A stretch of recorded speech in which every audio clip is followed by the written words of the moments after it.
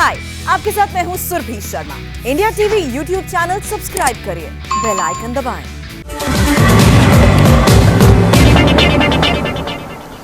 नमस्कार, मैं हूं सौरभ शर्मा और इस वक्त की सबसे अहम तस्वीर यही है जो आप इस वक्त मेरे पीछे देख रहे हैं। प्रधानमंत्री नरेंद्र मोदी इस वक्त अपने मंत्रियों की बैठक ले रहे हैं, यानी कि टीम मोदी की मीटिंग इस वक्त जारी है। इस बैठक में केंद्रीय मंत्री परिषद के सारे मंत्री शामिल हैं। मोदी की इस मीटिंग की एक्सक्लूसिव तस्वीरें इस वक्त आप देख पा रहे हैं अपनी स्क्रीन पर। प्रधानमंत्री मोदी की ये मीटिंग वर्चुअली हो रही है और इसमें फिर एक बार साफ करते हैं कि पूरा मंत्री परिषद है, कैबिनेट नहीं, बल्कि जितने भी मंत्री हैं सभी इस बैठक में वर्चुअली हिस्सा ले रहे हैं। पहली बार इसमें ज्योतिरादित्य सिंधिया, पशुपति पारस, सब लोग दिखाई दे रहे हैं आपको प्रधानमंत्री मोदी के सामने। मीनाक्षी लेखी इसमें दिखाई दे रही हैं। थोड़ी देर पहले कैबिनेट की मीटिंग हुई थी, 5 बजे आज एक कैबिनेट की मीटिंग थी जिसमें 2 बड़े फैसले भी हुए थे, उसके बारे में भी हमने आपको बताया। लेकिन ये जो तस्वीर है इसमें टीम मोदी के सारे मंत्री शामिल है, यानी कैबिनेट मंत्री भी, वो मंत्री भी जो राज्य मंत्री है लेकिन जिनके पास स्वतंत्र प्रभार है, और सारे राज्य मंत्री, सभी मंत्री नए पुराने इस वक्त प्रधानमंत्री उनको ब्रीफ कर रहे हैं। और इस बैठक की जब शुरुआत हुई आज शाम 7 बजे, उसके बाद प्रधानमंत्री मोदी ने सबसे पहले उन्होंने ही ब्रीफ किया, यानी सबसे पहले उन्होंने अपनी बात रखी मंत्रियों के सामने और उसके बाद कुछ एक मंत्रियों को उनकी बात कहने का मौका दिया गया है। तो आप देख सकते हैं अब ये इतने बड़े मंत्रिमंडल विस्तार के बाद जितने नए चेहरे आए, खास तौर पर उनसे प्रधानमंत्री मुखातिब हो रहे हैं। एक बार पहले उन्होंने कल मुलाकात की थी जब शपथ ग्रहण से पहले अपने आवास पर वो उनसे मिले थे, लेकिन अब ये जो मीटिंग हो रही है ये एक औपचारिक मीटिंग है। ये सब मंत्री हैं और सबको उनके प्रभार दिए जा चुके हैं और ऐसे में प्रधानमंत्री की तरफ से ये बताया जा रहा है कि उनसे क्या अपेक्षित है। आप नोटिस करेंगे तो आपको इसमें बहुत सारे लोग जो कि स्क्रीन पर नजर आते हैं वो कागज कलम लेकर नोट करते हुए भी दिखाई देंगे। तो ये साफ है कि प्रधानमंत्री आज इन मंत्रियों के पहले कार्यकाल के पहले दिन नए मंत्रियों के साफ कर देना चाहते हैं कि उनसे क्या अपेक्षा है, क्योंकि 2 साल सरकार को हो चुके हैं। अगले 3 साल में इन लोगों से क्या अपेक्षा है, किस गति के साथ काम होना चाहिए, किस दिशा में काम होना चाहिए, ये प्रधानमंत्री की तरफ से इन सारे मंत्रियों को, जिसमें नए मंत्री शामिल हैं, ये बिल्कुल साफ किया जा रहा है। तो ये आप देख रहे हैं इस वक्त टीम मोदी की मुलाकात और कैबिनेट की मीटिंग के बाद क्या सोचकर प्रधानमंत्री ने यह मीटिंग बुलाई, यह जानने के लिए देखिए हमारी खास रिपोर्ट। प्रधानमंत्री नरेंद्र मोदी ने 30 कैबिनेट मिनिस्टर्स को मीटिंग के लिए बुलाया। फिर नरेंद्र मोदी ने राज्य मंत्रियों को बुलाया। मंत्रियों की वर्चुअल बैठकों को छोड़ दें तो मंत्रिपरिषद की ऐसी पिछली मीटिंग 2020 में हुई थी। लास्ट मीटिंग और आज की मीटिंग को कंपेयर करें तो मोदी सरकार का कंप्लीट ओवरहॉल हो गया है। कल तक जो 21 मंत्री मोदी कैबिनेट में मेंबर थे, उनमें से 6 मंत्री अब नहीं हैं। 15 नए चेहरों के साथ 30 सदस्यों वाली नई कैबिनेट अब देश की सर्वोच्च डिसीजन मेकिंग बॉडी है। नरेंद्र मोदी की नई टीम ने पहली मीटिंग में ही अहम फैसले किए। कैबिनेट ब्रीफिंग में किसानों के मुद्दे पर सारी नेगेटिविटी को खत्म करने वाली हेडलाइन आई। सरकारी कृषि मंडियां खत्म नहीं होंगी, कृषि मंडियों को और मजबूत किया जाएगा। किसानों को मंडियों से 1 लाख करोड़ मिलेंगे। मंडियां इंफ्रास्ट्रक्चर फंड का इस्तेमाल कर सकेंगी। नारियल बोर्ड में CEO की नियुक्ति होगी। मंडियां समाप्त नहीं होंगी, मंडियों को और मजबूत किया जाएगा। मंडियों को और संसाधन मिले इस दृष्टि से प्रयत्न किया जाएगा। और जो कृषि अवसंरचना फंड 1 लाख करोड़ रुपए का आत्मनिर्भर भारत के अंतर्गत प्रावधान किया गया है, उस 1 लाख करोड़ के फंड का उपयोग ये APMC कर सकेंगी। तो बजट की जो घोषणा थी उस घोषणा को पूर्णता प्रदान करने की दृष्टि से आज मंत्रिपरिषद में यह विषय आया। तो आज मंत्रिपरिषद के निर्णय के अनुसार APMC भी अब उसके लिए पात्र होंगी। कोरोना के फ्रंट पर दूसरी बड़ी हेडलाइन आई। नए हेल्थ मिनिस्टर मनसुख मांडविया पहली बार मीडिया के सामने आए तो 23,123 करोड़ का इमरजेंसी हेल्थ पैकेज अनाउंस किया। अगर कोरोना की तीसरी लहर आई तो यह पैकेज जिंदगी बचाने के काम आएगा।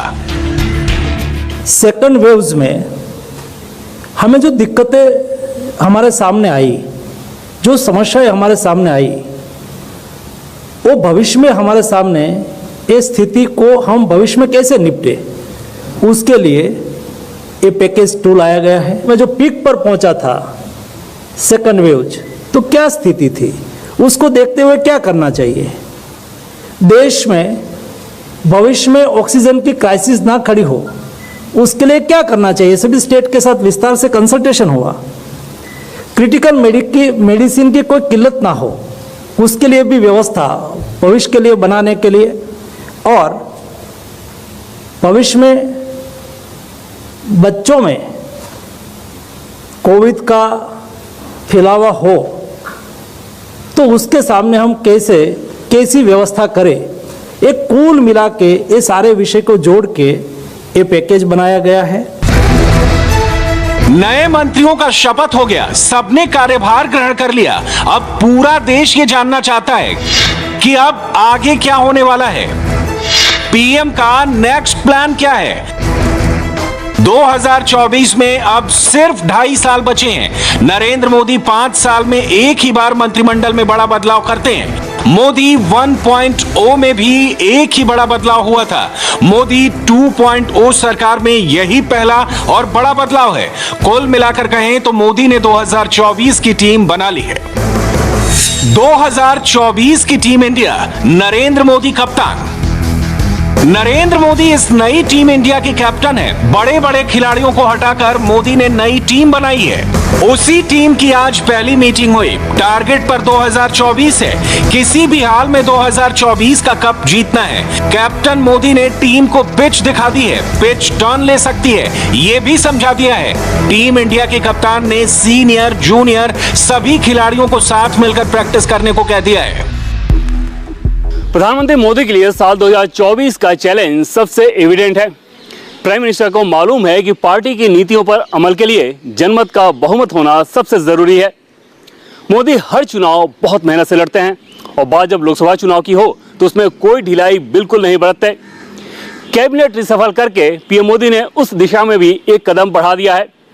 रिशफल के बाद पीएम मोदी ने आज सभी मंत्रियों को बुलाकर उन्हें उनका रोल समझा दिया है। आज की कैबिनेट की बैठक में हेल्थ और किसान दोनों से संबंधित महत्वपूर्ण फैसले लिए गए और इससे साफ जाहिर है कि बड़े मुद्दों की नब्ज पर पीएम मोदी की सीधी उंगली है। 2024 के लिए मोदी का फॉर्मूला क्या होगा? फॉर्मूला नंबर 1, मोदी की टीम के मेन चेहरे ये 30 ही रहेंगे। बहुत सोच समझकर जांच परख करने के बाद मोदी ने टीम चुनी है। अहम विभागों में एक एक कैबिनेट के साथ 2-2 राज्य मंत्री दिए गए हैं, यानी एक मेन प्लेयर और 2-2 असिस्टेंट। लेकिन जूनियर मिनिस्टर डेडिकेटेड नहीं है। एक एक राज्य मंत्री 2-2 विभागों में राज्य मंत्री बनाए गए हैं। मोदी की नई टीम इंडिया के 9 महाशक्तियों को एक साथ देख लीजिए। इनमें सीनियर प्लेयर भले 2 ही हैं, लेकिन 7 नए प्लेयर्स को टीम में रखकर मोदी ने नेक्स्ट प्लान की झलक दे दी है। महिलाओं को मोदी के लिए साइलेंट वोटर माना जाता है। मोदी ने पहली बार 11 महिलाओं को मंत्री पद दिया है। दलित समुदाय के 12 मंत्री, आदिवासी समुदाय के 8 मंत्री, ओबीसी समुदाय की 27 मंत्री, अल्पसंख्यक समुदाय के 5 मंत्री और 11 महिला मंत्री। नरेंद्र मोदी ने पहली बार 25 राज्यों को अपने मंत्रिपरिषद में जगह दी है। पॉलिटिकली जो राज्य जितना सेंसिटिव है उसे उतने ज्यादा मंत्री पद मिले हैं।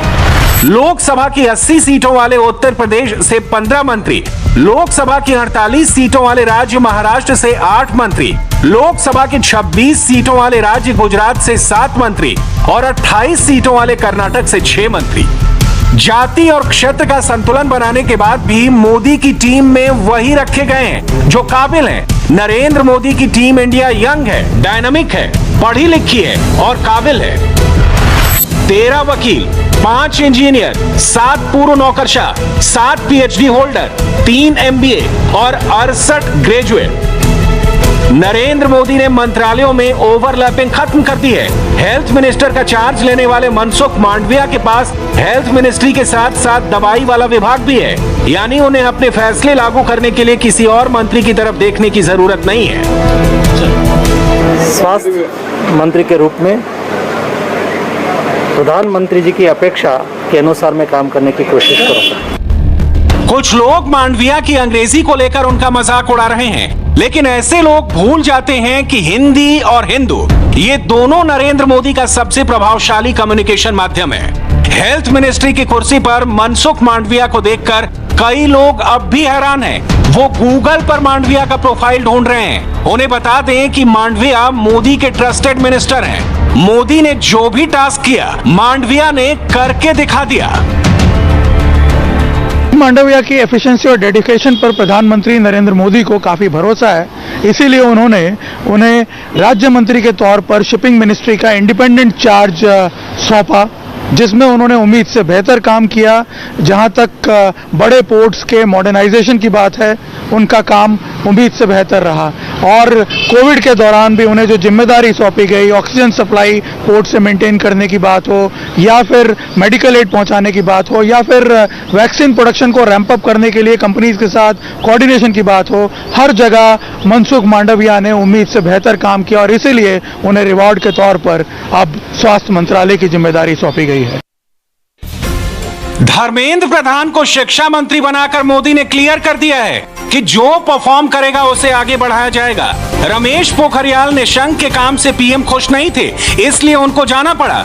हेल्थ और एजुकेशन दोनों डिपार्टमेंट का मिनिस्टर बदलना इस बात का संकेत है कि मोदी इनमें जबरदस्त सुधार करना चाहते हैं। नरेंद्र मोदी ने हरदीप सिंह पुरी को भी परफॉर्मेशन के आधार पर प्रमोशन दिया है। हरदीप सिंह पुरी को पेट्रोलियम मिनिस्ट्री मिली है। इसके साथ ही शहरी विकास का पुराना विभाग भी उनके पास रहेगा। हरदीप सिंह पुरी नई दिल्ली में सेंट्रल विस्टा प्रोजेक्ट तैयार करा रहे हैं। वो बोलते अच्छा हैं, सिख हैं, आईएफएस अफसर रहे हैं। पंजाब की कांग्रेस सरकार की कमियों के बारे में उन्हें अच्छी तरह से मालूम है। पेट्रोल डीजल की कीमतों पर कुछ निगेटिव बातें फैल रही हैं। हरदीप सिंह पुरी इन सबसे निपटने के लिए कैपेबल हैं। पेट्रोलियम मंत्रालय अपने आप में एक बड़ा मंत्रालय है। इस मंत्रालय की जिम्मेदारी हरदीप सिंह पुरी को देकर पीएम मोदी ने उन्हें एक बड़ा मौका दिया है। लेकिन इस मौके को देने के साथ साथ पीएम मोदी ने उनके शहरी विकास मंत्रालय को भी बरकरार रखा है। अगर शहरी विकास मंत्रालय से उन्हें हटाया जाता तो शायद सेंट्रल विस्टा जैसे प्रोजेक्ट में देरी की आशंका होती। जाहिर है पीएम मोदी ने इसका पूरा ख्याल रखा है। हरदीप सिंह पुरी के बारे में आपको बता दूं कि वो जितनी तेज नज़र दिल्ली पर रखते हैं, उतने ही चंडीगढ़ और अमृतसर में भी। वो एक परफॉर्मर हैं, साथ ही साथ ईमानदार नेता की छवि है। जाहिर है इन खूबियों के दम पर ही उन्होंने पीएम मोदी का भरोसा जीता है। महाराष्ट्र के पूर्व मुख्यमंत्री नारायण राणे ने भारी भरकम एमएसएमई मिनिस्ट्री का चार्ज संभाला तो प्रधानमंत्री नरेंद्र मोदी के साथ साथ महाराष्ट्र के ही पूर्व मुख्यमंत्री देवेंद्र फडणवीस को भी थैंक यू बोला। वजह जानते हैं आप? दरअसल फडणवीस के सामने भी मंत्री बनने का प्रस्ताव रखा गया था। फडणवीस ने महाराष्ट्र में ही रहने की इच्छा जताई और राणे को दिल्ली भेजने का प्रस्ताव रखा। अब फडणवीस मुंबई में रहकर ठाकरे की महाविकास आघाड़ी सरकार को कंट्रोल करेंगे और राणे दिल्ली से मुश्किल पैदा करेंगे। राणे ने चार्ज संभालते ही बता दिया कि नियर फ्यूचर में क्या होने वाला है। महाराष्ट्र के मुख्यमंत्री ने क्या फोन कर बधाई दी? आप केंद्रीय मंत्री बने हैं महाराष्ट्र से। नहीं, बधाई नहीं दी। इतना दिल उनका बड़ा नहीं है।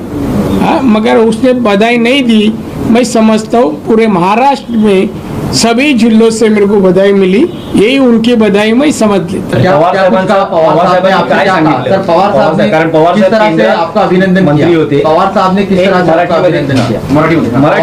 नहीं, देखिए पवार साहब ने कि मैं यहाँ मंत्री के नाते सक्सेस हो जाऊँ, इसके लिए शुभकामना दिया और कांग्रेचुलेशन किया। बिहार से आने वाले गिरिराज सिंह को 2 की मिनिस्ट्री मिली है, ग्रामीण विकास और पंचायती राज मंत्रालय। गिरिराज सिंह मोदी के लिए फ्यूचर प्लान वाले नेता हैं। वो भूमिहार समाज से आते हैं। इसी जाति के ललन सिंह को मंत्री बनाए जाने की चर्चा थी, लेकिन मोदी ने अकेले गिरिराज सिंह को रखकर बड़ा मैसेज दिया। गिरिराज जानते हैं कि पॉलिटिकली कैसे डील करना है। 2004-5 के एक आंकड़े हैं कि 4-5 में भारत में ग्रामीण वर्कफोर्स में महिलाओं की भागीदारी 32% थी, जो 13-14 यूपीए सरकार में आकर के वो घट के 26 हो गया। और आज उसको और बढ़ाना, और ये भी आंकड़ा है कि अगर आधी आबादी के हाथों में हमने काम दे दिया तो जीडीपी में 1.5 से 2% की भागीदारी हो जाएगी। तो महिलाओं के हाथ को मजबूत करना, गांव गरीब किसान को मजबूत करना, एक आत्मनिर्भर भारत का स्वरूप खड़ा करना और अंत में प्रधानमंत्री के विजन के तहत एक आत्मनिर्भर भारत खड़ा करना। यूपी के सबसे ज्यादा 15 मंत्री हैं, लेकिन किसी नेता को बड़ी मिनिस्ट्री नहीं मिली है। वजह समझिए, नरेंद्र मोदी और राजनाथ सिंह दोनों यूपी से आते हैं, इसलिए मोदी ने यहां कास्ट इक्वेशन और गठबंधन वाली पॉलिटिक्स को साधा। मोदी ने 43 मंत्रियों को शपथ दिलाई, लेकिन एक भी मुसलमान मंत्री नहीं बनाया। इसमें भी बड़ा पॉलिटिकल मैसेज छिपा है। प्रधानमंत्री मोदी की इस वर्चुअल बैठक में वैसे तो सारे मंत्री हैं, लेकिन इस वक्त सबसे ज्यादा उत्सुकता रेल और आईटी मिनिस्टर अश्विनी वैष्णव को लेकर है। आज दिन भर यह नाम सोशल मीडिया पर ट्रेंड करता रहा। लोग ये पता लगाते रहे कि आखिर अश्विनी वैष्णव हैं कौन और अचानक उनको इतने महत्वपूर्ण महकमे कैसे मिल गए। ट्विटर पर उनके फॉलोअर्स अचानक बढ़ने लगे। अश्विनी वैष्णव के बारे में सवाल सब पूछ रहे हैं, लेकिन जवाब सबके पास नहीं है। मोदी के पास मंत्री तो 77 हैं, लेकिन चर्चा एक मंत्री अश्विनी वैष्णव की सबसे ज्यादा है और वजह यह है। 60-70 साल में आपने कभी ये सोचा भी नहीं कि कोई प्रधानमंत्री ऐसे आएंगे जो उस तबके के बारे में सोचेंगे और उस तबके को आत्मनिर्भर बनाएंगे, उस तबके को मजबूत बनाएंगे जिसके बारे में आपने कभी सोचा तक नहीं था। आप कहते हैं ये बजट अमीरों का है, पूरे देश को बेच दिया, इसको बेच दिया, उसको बेच दिया, कहीं गिनती गिनाते हैं 2 दूनी 4। शायद आपको अपना कार्यकाल याद आ रहा था। आपका स्वभाव ऐसा है, आपके संस्कार की बात है। आपके नेता चांदी का चम्मच लेकर पैदा हुए थे, हमारे नेता संघर्ष के साथ उठ के आए। मोदी जी, आपके नेता को डिस्कवरी ऑफ इंडिया करनी पड़ी थी। हम तो उन्हीं गांवों में पैदा हुए जिसकी डिस्कवरी आपको करनी पड़ती है। आप कांग्रेस, आप अंग्रेजों के डिवाइड एंड रूल को फॉलो करते रहे। हमने सबका साथ, सबका विश्वास, मोदी जी ने ये मंत्र दिया, उस मंत्र पे हम चलते हैं। अश्विनी वैष्णव ने ये बातें संसद में कही थी। उस वक्त भले ही किसी ने नोटिस ना किया हो, मोदी ने जरूर ध्यान दिया था, उसी वक्त नोटिस किया था। मोदी को पता है अश्विनी वैष्णव के डायलॉग भी दमदार होते हैं और उनकी डायलॉग डिलीवरी भी शानदार होती है। किसी जमाने में कलेक्टर रहे अश्विनी वैष्णव जब नेता बने तो मोदी ने बहुत क्लोजली उन्हें मॉनिटर किया। अश्विनी वैष्णव ने समय समय पर कांग्रेस को भी लपेटा, इतिहास भूगोल भी बताया और अपनी सियासी स्पीच में राहुल को भी नहीं छोड़ा। आपके नेता कहते हैं आलू डालो सोना निकलेगा, आपके नेता कहते थे अक्साई चीन में क्या है, वहां घास का पत्ता भी नहीं उगता। हमारे नेता मोदी जी ने सर्जिकल स्ट्राइक की, एयर स्ट्राइक की, दुश्मन को दांतों तले उनको चने चबवा दिए। आपने 70 साल में रेगुलेशंस का मकड़ जाल बना के रखा। अश्विनी वैष्णव कौन है, क्या है, ये सब तो आप जान चुके हैं, मगर मोदी के वैष्णव को समझने के लिए आपको इनकी बातें सुननी होंगी, इनके दिमाग में झांकना होगा। अश्विनी वैष्णव दिखते शांत शांत हैं, लेकिन जब बोलते हैं तो फिर विरोधी भी हक्के बक्के रह जाते हैं। एक और सैंपल देखिए। केवल नारे दिए जाते थे गरीबी हटाओ, क्या उसी नारों के आज हमारे एस्पिरेशंस क्या वही रह गए? क्या इतने कमी रह गए कि मुझे खाना मिल जाए, मुझे जब कहीं पे जाऊं किसी की चाकरी करूं, किसी के पांव दबाऊं, किसी की चमचागिरी करूं, मुझे कुछ हल्का फुल्का कुछ मिल जाए? नहीं साहब, वो एस्पिरेशंस नहीं है अभी। हमारी जनरेशन को जो कॉन्फिडेंस आया कि हम हिंदुस्तान में बहुत बड़ा काम कर सकते हैं। मैं अश्विनी वैष्णव ईश्वर की शपथ लेता हूँ। मोदी की कैबिनेट में अश्विनी वैष्णव को कैबिनेट रैंक का दर्जा मिला तो यूं ही नहीं मिला, उन्हें नया सिपहसालार बनाया गया। तो इसके पीछे भी एक वजह है। अश्विनी वैष्णव की बातें विरोधियों पर चाबुक की तरह चोट करती हैं। मोदी को यह बात पता है। गरीब को वोट बैंक नहीं माना जा रहा है। गरीब आज वोट बैंक नहीं है। गरीब समाज के अंतिम छोर पे बैठे व्यक्ति तक हम पहुंचने की एक तमन्ना रखते हैं, शक्ति रखते हैं, इच्छा शक्ति रखते हैं, और ये हमारे प्रधानमंत्री जी की तपस्या है कि हर गरीब तक उसकी जिंदगी में एक क्वालिटेटिव इंप्रूवमेंट लाया जाए। रिच बायोडेटा वाले अश्विनी वैष्णव का काम तो बोलता ही है, मगर जब वो बोलना शुरू करते हैं तो फैक्ट्स एंड फिगर्स के साथ सबको धराशायी कर देते हैं। एक और सैंपल देखिए।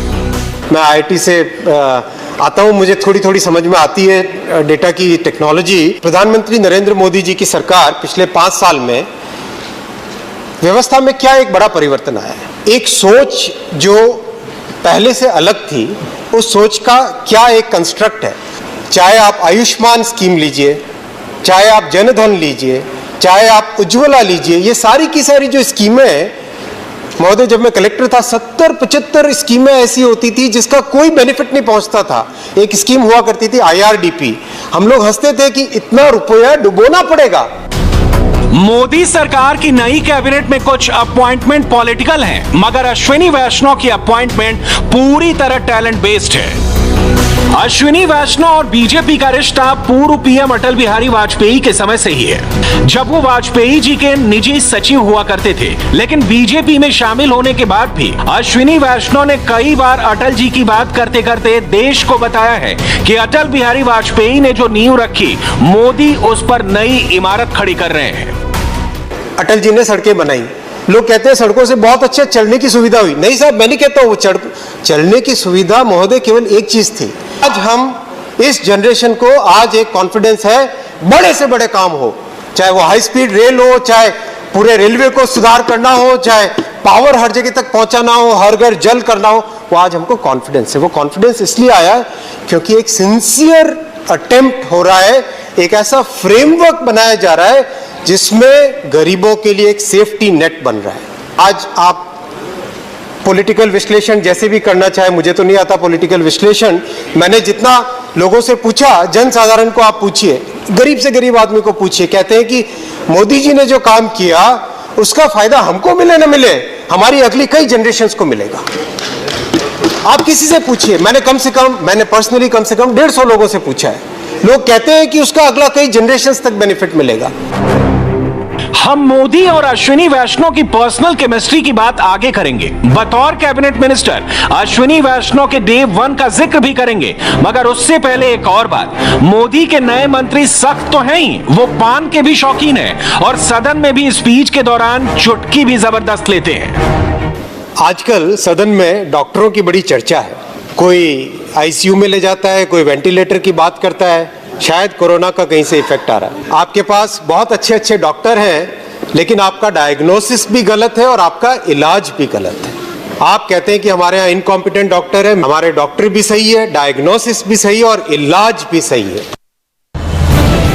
अश्विनी वैष्णव के ऑडियो वीडियो से इतना तो क्लियर है कि वो किस मिजाज के हैं। हम उनके कुछ और वीडियोस आपको दिखाते हैं, उनकी कुछ और बातें आपको सुनवाएंगे, मगर उससे पहले आज की बात कर लेते हैं।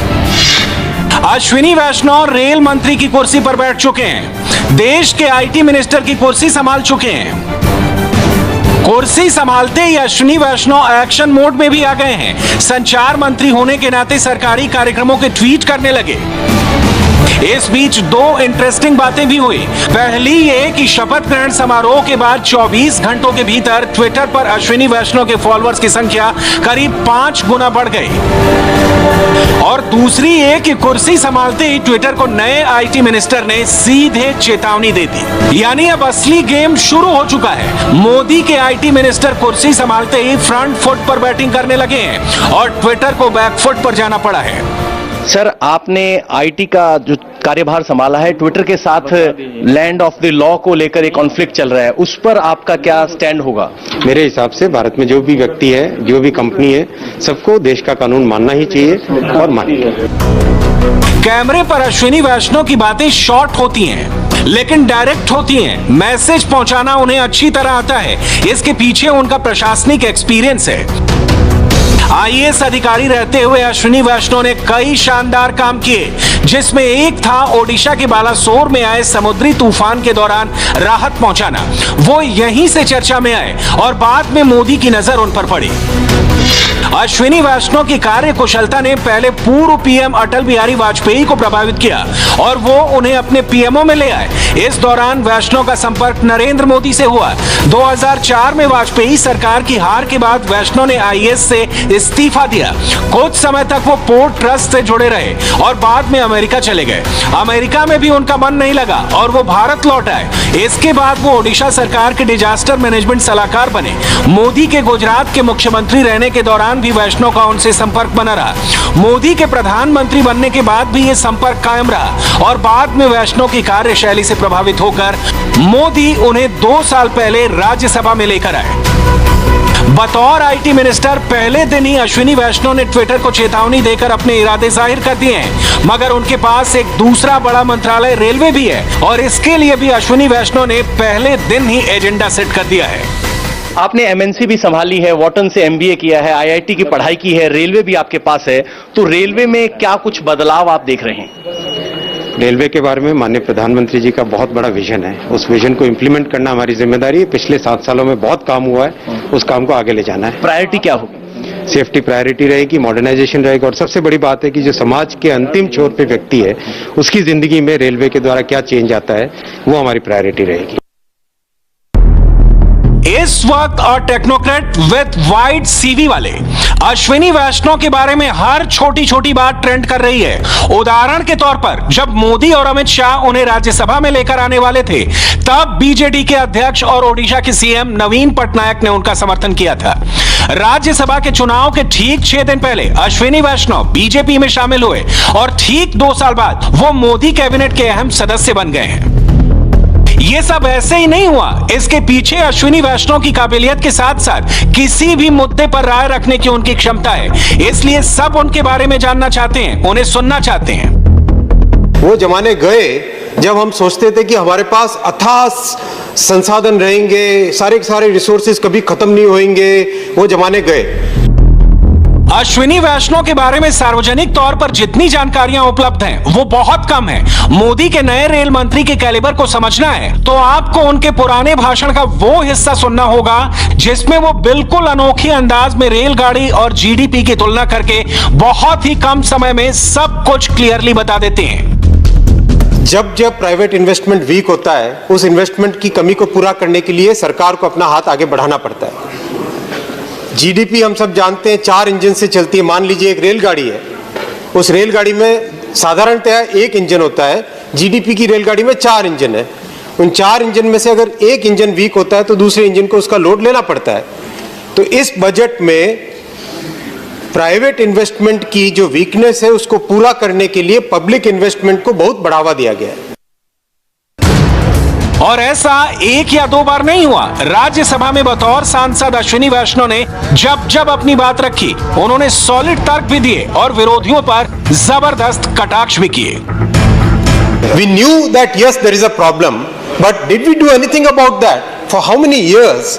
For decades and decades that system was going on. वो व्यवस्था चली आ रही थी कई दशकों से। हमने क्या किया उस पे? क्या हमारे पास कोई सुविधा नहीं थी? क्या हमारे पास कोई टेक्नोलॉजी नहीं थी? हमारे पास सारे साधन थे, हमारे पास एक तरीके थे, कई तरीके थे काम करने के, but we did not have any political will. What was lacking was serious political will to actually help the last man, the last woman at the end of the society. Nobody had the courage to take on the giant of corruption. Books were written about it. Shrilal Shukla, Raag Darbari, it became a very famous TV show also. This book got a Sahitya Academy Puraskar. What does he write? It's not about a व्यंग कथा. राग दरबारी एक व्यंग कथा नहीं है। इसका संबंध एक बड़े नगर से कुछ दूर बसे हुए गांव की जिंदगी से है, जो इतने वर्षों की प्रगति और विकास के नारों के बावजूद निहित स्वार्थों और अनेक अवांछनीय तत्वों के सामने घिसट रही है। ये उसी जिंदगी का दस्तावेज है।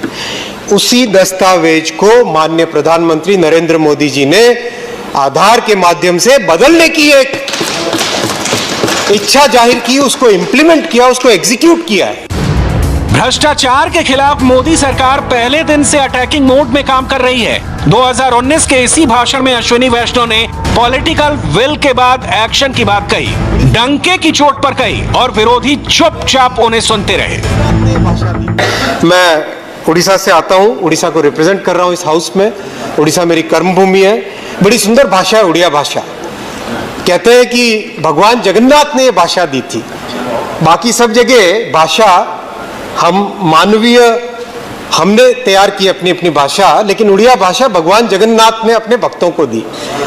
इस भाषा में हजारों वर्षों का जो गुण समाहित है, जो विजडम है, उस विजडम की एक छोटी सी मैं, जिसको उड़ीसा में कहते हैं ढगो यानी मुहावरा, उसका मैं एक उदाहरण दूंगा। खजूरी गच्छोरो की गुणो गायबी, मूणुरु पहुंचो पहुंचो। मतलब खजूर का जो पेड़ है उसका मैं क्या वर्णन करूं, जमीन से लेके ऊपर तक उसके खूब सारे स्केल्स हैं जो काटते हैं। अगर आप खजूर के पेड़ पे चढ़ने की कोशिश करोगे, हाथ कटेगा, पांव कटेगा, शरीर, अगर आपने कपड़े नहीं पहने हुए तो शरीर पे भी कट लगेगा। मैं कट मनी की बात नहीं कर रहा हूं महोदय, मैं कट की बात कर रहा हूं। तो एक व्यवस्था एक ऐसी बन गई थी जिसमें साइंस और आर्ट को मिला के किस तरह से गरीबों को दुहा जाए, उनके नाम पे पैसा कहां से कहां पहुंचे, कौन उसके भागीदार बने, उस तरह की एक व्यवस्था को बदलने का जो ये बहुत अच्छा प्रयास है। एक लाइन में कहें तो मोदी ने बहुत सोच समझकर अश्विनी वैष्णव को इतनी बड़ी जिम्मेदारी दी है और उनके ऑडियो वीडियो से इतना तो क्लियर है कि मोदी विरोधियों को फैक्ट्स एंड फिगर के साथ आने वाले दिनों में बहुत कुछ सुनना पड़ेगा और मोदी के मंत्री की बातों को स्वीकार भी करना पड़ेगा। वक्त हो गया एक ब्रेक का। ब्रेक के बाद मैं आपको बिहार से दो खबरें दिखाऊंगा और एक खबर तो बिल्कुल हिलाकर रख देने वाली है और दूसरी डरा देने वाली है।